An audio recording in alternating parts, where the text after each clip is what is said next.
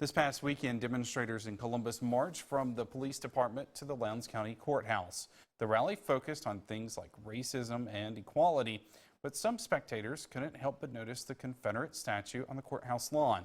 Some call it an ominous looming figure.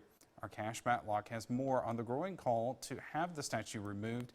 He joins us now live from the courthouse. Joey, this historic marker is actually the topic of many online conversations, and over the years it's even been brought up in a few board meetings among county supervisors. Now, some say that the statue needs to be removed, others say it's a piece of history that needs to be preserved, and some say that if you look at the statue just right at a certain angle, it actually looks like a hooded figure. If you look at this monument at a certain angle, it looks like a figurehead of a Ku Klux Klan. District 5 Supervisor LEROY Brooks says he's been bringing up the issue with the Confederate monument outside of the Lowndes County Courthouse for years now. I've brought it at different junctures to the Board of Supervisors, and it kind of fell on deaf ear.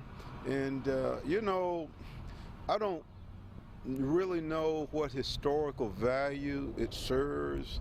But Brooks isn't the only one upset about the statue.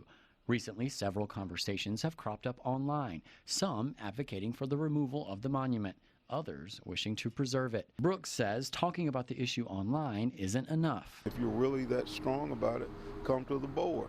You know, and I don't know whether the board has the sole authority to move it or not, but at least there needs to be some discussion and debate about the validity of maintaining this statue.